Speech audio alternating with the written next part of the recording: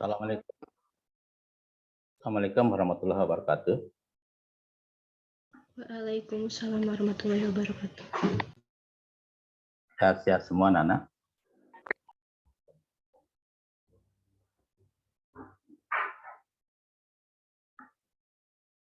Oh, maaf ya kalau nanti jaringan terputus ya. Karena saya posisi udah di Kalimantan. Baik, Pak.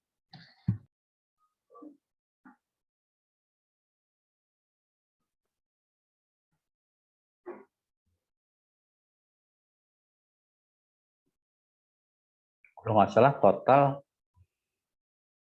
peserta mata kuliah Bapak 19 orang ya?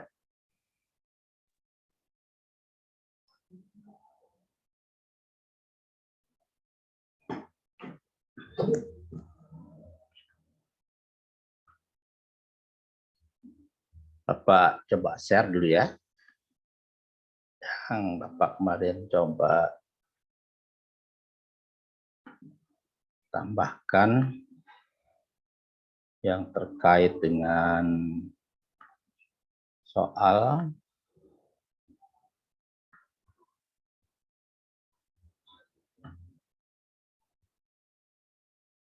sudah bisa kelihatan loh.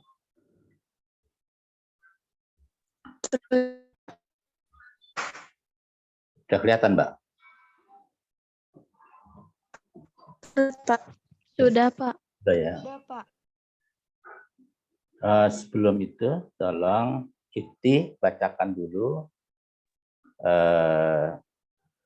tadabbur Quran surat Yasin ayat ke-40, Pak.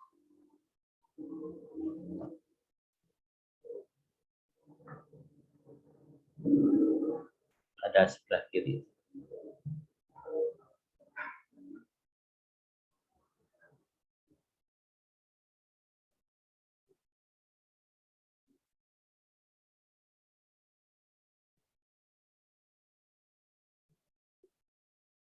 Halo Ifti, bisa lihat materi surat Yasin ayat 40?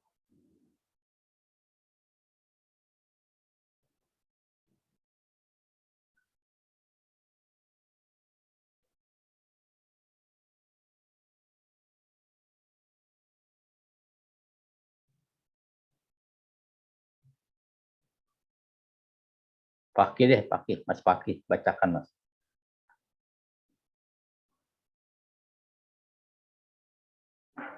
Ayat 40, Pak. Ya, ayat 40. Ada di hafalan Bapak. Di depan materi. Ya, baik, Pak. A'udzubillahiminasyaitonirrajim. Bismillahirrahmanirrahim. Lasyamsu yambagi laha antudikal komaro walalailu sabikum nahar wa kullum fi falakiyam yasbahun. Kalian nanti. Artinya, Pak, Iya, silakan bacakan. Tidaklah mungkin bagi matahari mengejar bulan, dan malam pun tidak dapat mendahului siang. Masing-masing beredar pada garis edarnya. Ya, jadi artinya walaupun kita lihat itu di sebelah kanannya ya, matahari, kemudian ada planet-planet ya. Nah, dia memiliki orbit tersendiri. Artinya dia memiliki garis edar masing-masing. Nah, tapi walaupun begitu ya, tidak ada saling mendahului. Dia dengan memiliki kecepatan tersendiri. Nah, itu ada di dalam surat Yasin ayat 40. Itu maksudnya. Jadi dengan kita mengetahui awal dari penciptaan langit, jadi Allah Subhanahu wa taala sudah mengatur sedemikian rupa letak dan gerak dari semua planet-planet yang ada di alam semesta. Nah, berikutnya adalah ya, kemarin saya ada beberapa yang masih kurang yang terkait dengan ya hal-hal persoalan aktivitas kita ya di penentuan bola langit. Nah, ini ada contoh yang saya coba kalau kamu sudah punya bukunya, mudah-mudahan ini ada ya. Ada gitu. Nah, soal kedua yang saya ambil adalah terkait dengan menentukan letak titik Aries dilihat dari kota Medan. Jika kita mengetahui lintang 4 ya, Medan itu sendiri, nanti kamu bisa buktikan di Google ya, Google 4 derajat lintang utara. Berarti di utara, kemudian waktu bintang itu pukul 5. Nah, langkah-langkah apa saja yang bisa kamu lakukan untuk menggambarnya? Seperti ini. Jadi untuk yang pertama, lukiskan meridian langit. Kalau meridian itu kamu membuat seperti ini, meridian langit. Ya, bulatan ini meridian langit. Jadi ada di sini ada S itu selatan, di sini ada zenit itu utara, ya. Kalau ini untuk utara dari meridiannya, atau ini nadir untuk kutubnya. Gitu. Nah, dari sinilah kemudian langkah berikut saudara harus membuat garis horizon yang tegak lurus pada garis vertikal. Nah, jadi horizon ini ya, nah, kemudian itu. Nah, ya, kemudian zenit dan nadir tadi sudah saya katakan, zenitnya adalah utara dan kemudian nadirnya adalah selatan. Gitu. Nah, selanjutnya setelah langkah ketiga menentukan zenit dan nadir, berikutnya adalah tentukan titik utara dan selatan. Ya, kamu bisa menentukan boleh di sini utara, boleh selatan di sini. Ya, untuk sementara Bapak meletakkan utaranya di kanan. Ini kanan ini. Kursor Bapak kelihatan nggak sama kamu? Kelihatan kok, Pak. Kan ya, Iya, ya utara Pak. sini, selatan di sini. Kemudian nomor 5, langkah kelima, karena diketahui lintang Medan 4 derajat, lintang utara, kemudian KU dapat diukurkan 4 derajat di atas horizon. Nah, ini utara kita bikin 4 derajat di sini KU-nya, ya. Jadi diukur nih kira-kira kalau misalkan di sini 90 derajat dibagi masing-masing di sini 45, nah kira-kira di sini nih gitu. KU dapat diukurkan 4 derajat di atas horizon. Horizon tadi kita ya bisa menentukan itu ya di atas titik utara. Ini utara ini. Karena menurut ketentuan tinggi kutub sama dengan lintang ya. Lihat pembahasan yang kemarin pada pertemuan kita kedua tentang tinggi kutub. Nah, dari kutub utara ini yang sudah kita dapatkan KU ini ya dapat ditarik sumbu melalui titik pusat bola langit. Nah, jadi kita tarik ke KS dari KUKS ini. Ini adalah titik pusatnya di sini bola langit ini, ya. Kita anggap sini bola langit, gitu, ya.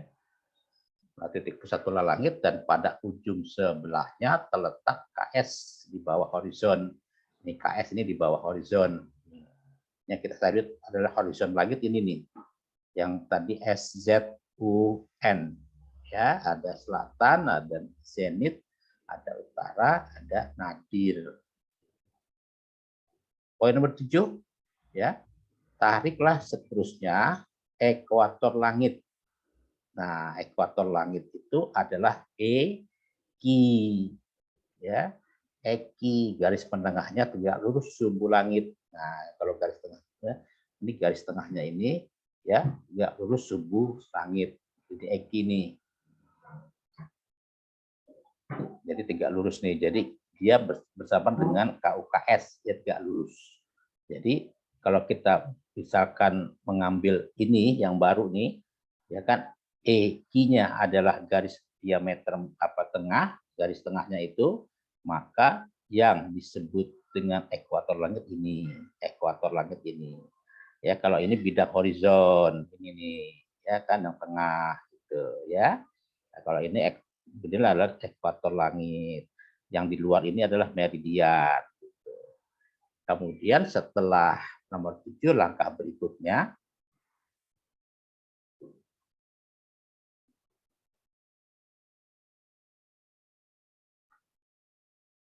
nomor 8, tentukan titik timur, ya, titik timur dan barat pada perpotongan horizon dengan ekuator langit. Ingat caranya. Jadi kalau sudah menentukan ini adalah horizon, ya, horizon ini SU ya kan. Kemudian yang ini adalah EQ, nah, kemudian kita tarik garis tengahnya ini. Nah, ini adalah timur dan barat. Itu untuk poin nomor 8. Nah, diketahui waktu bintang pukul 5. Nah, waktu bintang pukul 5. Ya.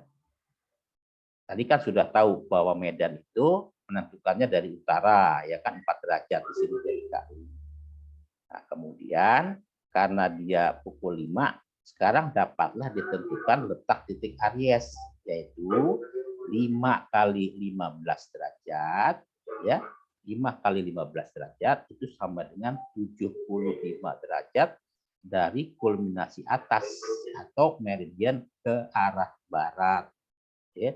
Jadi 75 derajat ya dari arah barat. Nah, arah baratnya ini. Gitu. Jadi kita putar ya 75 derajat ke arah atas. Itu ya. Nah, tentukan lukiskan arah titik itu dengan panah. Nah, ya. Jadi 75 itu kita lihat di ekliptika sini nih. Nah, ini kan ada A. Ya, ini A. Jadi kalau misalkan di sini ada ini ekuator langit, kemudian ini ada T, kemudian ini ada E, ya kan? Nah, sekarang tentukan, lalu lukiskan arah titik itu dengan panah.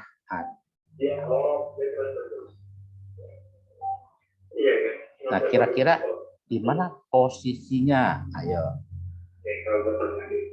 Di posisinya di mana bintang Aries itu? Siapa bisa jawab?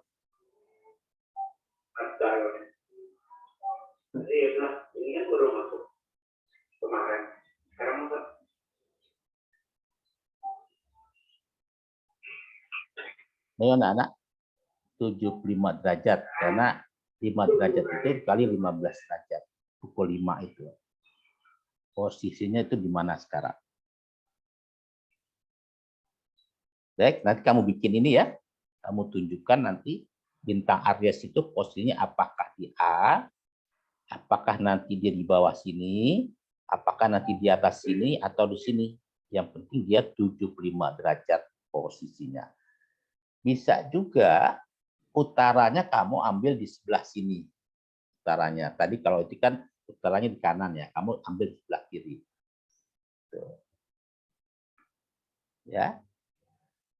Catat gambar 812A dan 812 sama maksudnya. Ya, boleh dipilih salah satu. Bandingkan kedua lukisan itu. Hati-hati menarik garis timur barat, jangan sampai ditarik dari titik perpotongan garis biasa dengan garis titik-titik. Nah, untuk melihat antara titik timur dan barat itu hati-hati karena ini adalah perpotongan antara horizon dengan bidang ekliptika di situ, ya. Ya, baik, itu nanti pelajari, nanti kamu bikin seperti ini, kamu menentukan nanti titik Ariesnya di mana, apakah yang di A, apakah di bawah, apakah melampaui dari bidang E-nya, ekliptikanya, atau di sebelah bawah sini dari pengamat, antara Q dengan T. Gitu. Nanti kasih panah. Selanjutnya adalah ya soal ketiga, ya. Soal ketiga, lukiskanlah meridian langit untuk kota Jogja. Kemudian tarik horizon tegak lurus kepada garis vertikal. Kemudian tentukan zenit dan nadir. Yang keempat, tentukan titik utara dan selatan. Jika diketahui Jogja itu minus 8 derajat lintang selatan, kemudian kutub selatan dapat diukur 8 derajat di atas horizon di atas titik selatan. Ingat ketentuannya. Sama ya, kalau seperti yang tadi kamu bikin, kita buat dulu meridian langit ya. Ya, U, ada Z, ada S, ada N. N itu titik bawah, Z itu titik atas dari meridian langit ya. Kemudian dari situ kita tentukan utara. Kita inginnya utara itu sebelah kiri. Berarti sebelah selatannya adalah S ya. Nah, kemudian tarik horizon tegak lurus kepada vertikal. Nah, dari sini Sianit dan Nadir ketemu tuh nomor 3. Tentukan titik utara dan selatan, ketemu U dan S ya. Nah, karena Jogja itu minus ya, kamu harus cari dari S. Jadi dari S ke Z. Nah, kira-kira 8 derajat ini karena dia minus berarti ke atas, maka kutub selatannya di sini. Kutub selatannya, ini kan di kutub selatan dikatakan ya. Jadi dari kutub selatan dapat ditarik sumbu langit melalui pusat bola langit dan pada ujung sebelahnya terletak KU. Jadi kamu tarik KS itu tegak lurus ya ke bidang horizon ini sehingga melewati ya ke meridian. Jadi KUKS itu merupakan bagian dari kutub selatan bola langit ya. Kalau Zenten Nadir dari meridian bumi itu ya. Posisi bumi ada di tengah, kita anggap. Berarti ini bidang hayal ini di luar ini horizon dan ekliptika. Dari nomor 7, tarik ekuator langit tegak lurus pada sumbu langit. Nah, jadi dari sumbu langit ini kita buat ekuator itu tegak lurus. Nah, gitu loh ya. Jadi eki. Tentukan titik timur dan barat. Nah, karena di E, di sini harus B. Jadi BT itu adalah perpaduan garis antara horizon ketemunya dengan ekliptika. Karena diketahui waktu bintangnya pukul 17, dapatlah ditentukan letak titik dari Aries itu 17 kali 15 derajat. Berarti 255 derajat dari titik kulminasi atas ke arah barat. Dari sini kamu bikin nih. Ya, 255. Kasihkan tanda panah lagi nanti kamu ya, kamu bikin bola langit ya, kemudian bikin meridian, kamu tentukan di sini nih, di garis sini semua nih, tak bintang Aries sini ya, garis panah yang besarnya adalah 255 derajat dari titik kulminasi atas ke arah barat. Nah, titik kulminasinya adalah E. Tentukan arah titik itu dengan panah. Selesai. Sanggup ya, 2 soal ya. Ya, ada pertanyaan? Di grup juga Bapak sudah share loh. Tidak ada pertanyaan, Bapak lanjutkan. Nah, untuk pertemuan ketiga, kita awali bagaimana bumi itu bergerak ya. Bumi tidak sendiri, berarti dengan atmosfernya ya. Kemudian dari gerak bumi dan atmosfer itu apa yang terjadi kita sebut dengan perubahan atau dinamikanya ya. Kemudian dari situ bagaimana dari komposisi bumi itu sendiri ya. Kemarin saya sudah putarkan film Jennifer Lawrence ya mengenai A Beautiful Earth ya. Karena kita tinggal di bumi yang disebut dengan bumi biru ya kan, dengan planet biru bumi. Nah, di sini katakan, coba kamu bacakan Seville, apa itu bumi? Baik, Pak. Bumi adalah planet ketiga dari matahari, yang merupakan planet terpadat dan terbesar kelima dari 8 planet dalam tata surya. Bumi juga merupakan planet terbesar dari 4 planet kebumian tata surya. Bumi terkadang disebut dengan dunia atau planet biru. Nah, jadi satu planet yang kita huni adalah bumi ini, yang sekarang mungkin antara 6 sampai 7 miliar penduduknya, itu 2/3-nya adalah air, ya. Jadi warnanya kelihatan biru. Yang sepertiganya adalah daratan, ya. Terus selanjutnya coba bacakan dari keterangan bumi itu sendiri, ya. Apa sih terkait dengan penamaan karakteristik, ya. Coba Ajeng baca. Baik, Pak. Penamaan. Nama alternatif yaitu Tellus atau Telluris atau Terra atau Gaia. Karakteristik orbit. Karakteristik orbitnya itu ada aphelion. Aphelionnya ini 150.098.232 km. Atau juga 1,01671388 SA. Lalu ada perihelion 147.098.290 km. Pertanyaan atau Bapak juga belum 0, ke kamu, pertanyaan saya, oh kenapa disebut aphelion dan perihelion? Maksudnya apa? Kan seringkali itu pada saat sekarang ini di bulan-bulan tertentu ada yang disebut dengan aphelion dan perihelion. Kira-kira kamu tahu nggak maksudnya apa?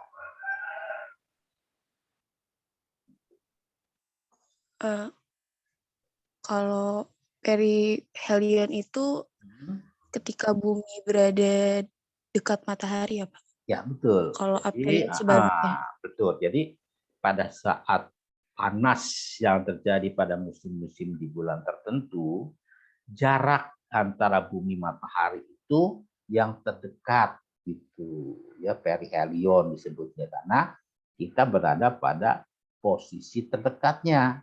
Tapi kalau aphelion kan kamu lihat itu 152 sekian ribu kilometer, berarti jarak terjauhnya, ya, karena kita berputar, ya, mengelilingi matahari itu, sehingga ada suatu ketika orbitnya itu mendekatan, ya, dan kita ingat bahwa ternyata orbit kita itu tidak bulat banget, tapi elips, lonjong seperti itu. Oke, lanjut. Baik, selanjutnya ada sumbu semi mayor, yaitu 149.598.261 km atau 1,00000261 SA. S1 Lalu ada apa? SA. Singkatannya apa? Siapa yang tahu? Satuan atmosfer. Sama kayak model kita IU gitu loh, ya. Jadi ada satuan atmosfer, Mbak. Nanti kalian cari berapa satu satuan atmosfer, nah gitu, SA. Namanya atmospheric union, ya, AU, ya. Terus lanjut. Lalu ada eksentrisitas 0,01671123.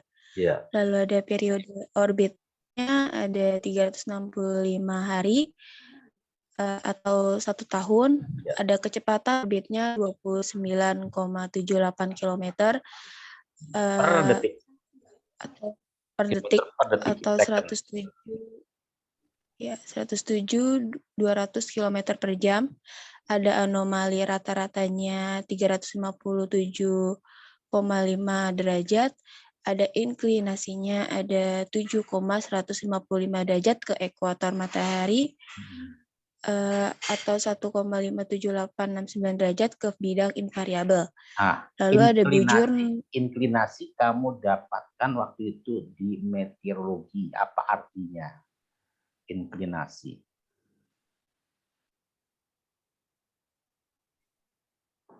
Siapa yang tahu? Kenapa pernah belajar kepada kamu mengenai albedo dan inklinasi? Siapa yang paham? Anak-anak? Ya. Jadi kalau misalkan ada sinar matahari, yang memancarkan, ya kan, ke suatu planet misalnya, atau misalkan dia ke bumi, dia akan membentuk suatu bidang, ya, bidang penyinaran itu. Nah, luasan yang terkena daripada sinar matahari itu, ya, kemudian kita ukur, ya, berapa sih kira-kira inklinasi, ya, dari bidang yang pernah disorot atau disinari itu. Makanya disebut di sini 7,155 derajat ke ekuatornya matahari. Jadi ekuator matahari itu adalah garis tengah yang membedakan antara bagian utara matahari dengan bagian selatan. Itu maksudnya. Oke, lanjut.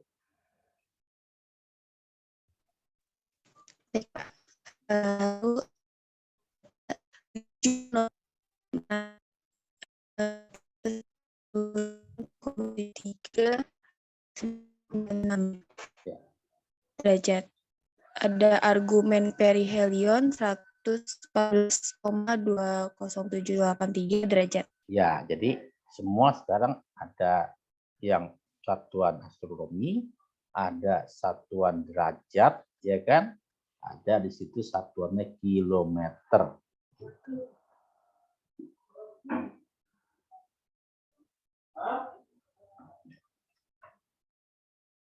Nah, ini hampir sama, ya kan? Ada aphelion juga, kemudian ada anomali juga, ada volumenya juga, ya.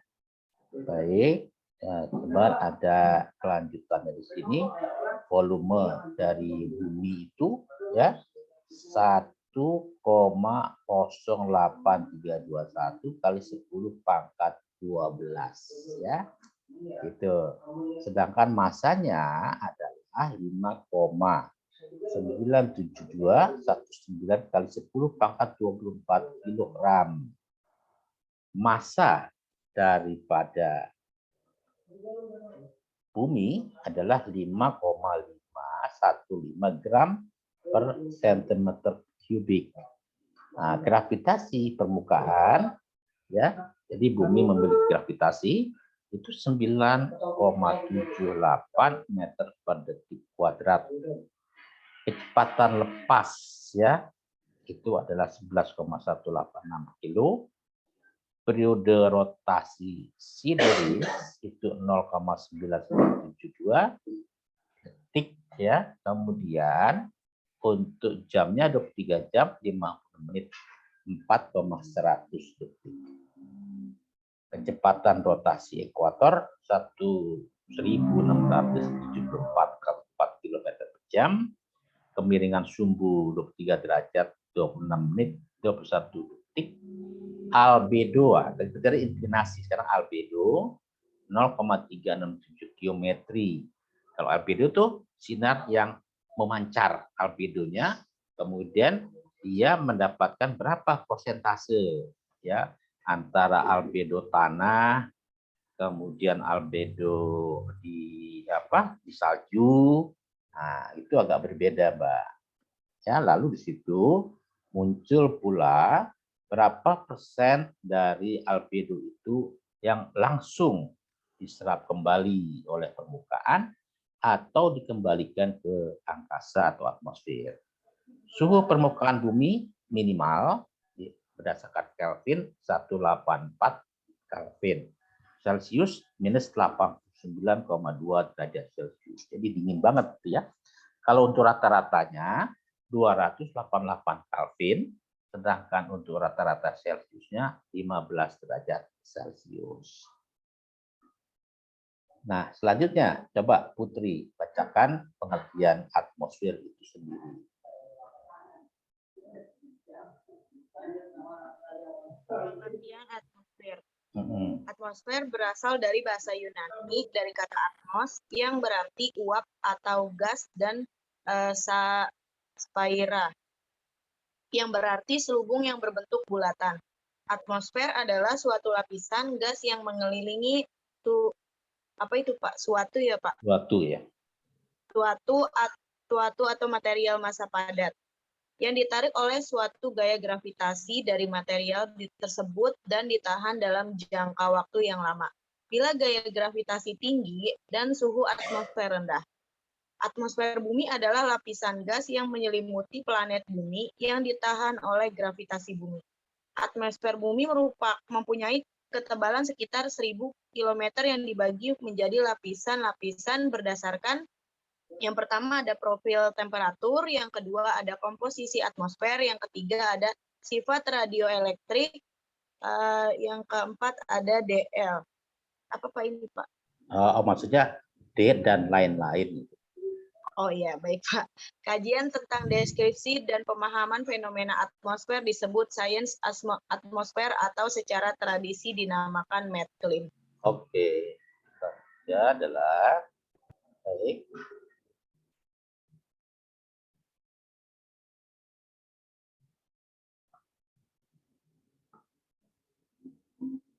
Nah, ini yang terkait dengan atmosfer ya hampir sama ya, di mana atmosfer itu merupakan selubung daripada bumi. Maulana bacakan.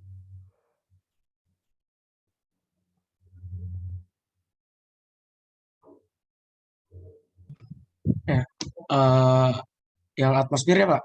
Betul. Ya, langsung ke bawahnya aja atau yang di atasnya Pak? Boleh dari atas saja yang tekanan permukaan. Baik, atmosfer di sini ada tekanan permukaan yaitu sebanyak 101.325 kPa. Terus di bawah juga ada komposisi per volume. Di situ ada 78,08% nitrogen, udara kering, terus ada 20,95% oksigen, lalu ada 0,93% itu argon, lalu ada 0,039% itu karbon dioksida, lalu ada sekitar 1% uap air bervariasi sesuai iklim.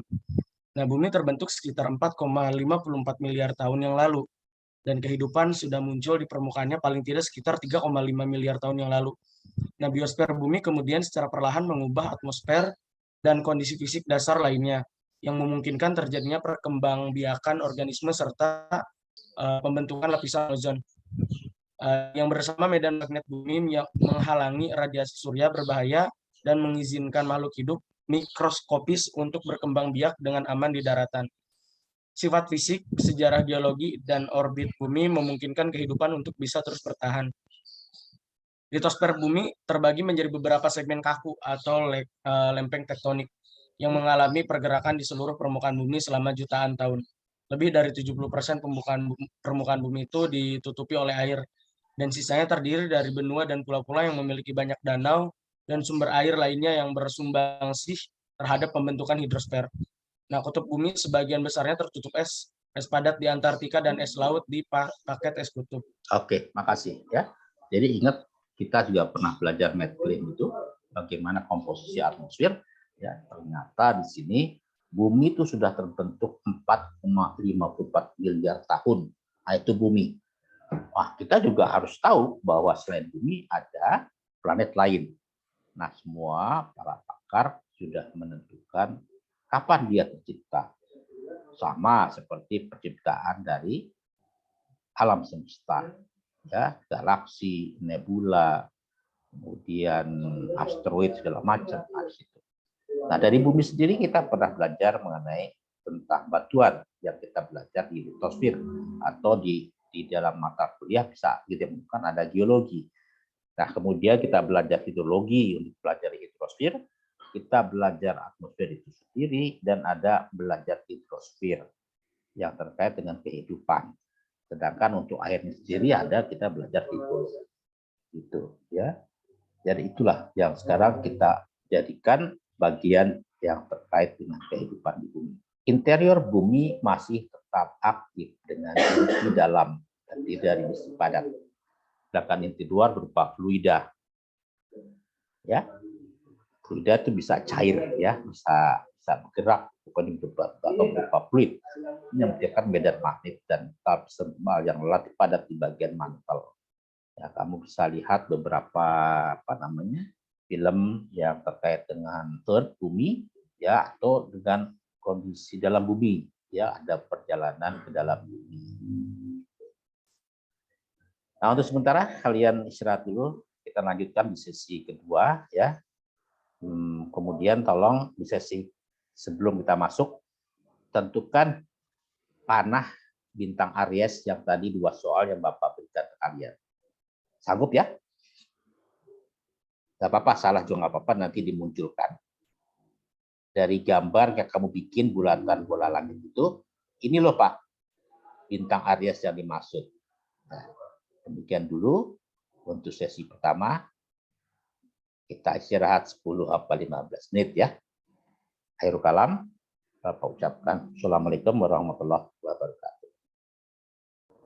Waalaikumsalam warahmatullahi wabarakatuh. Pakai apa, Samuel?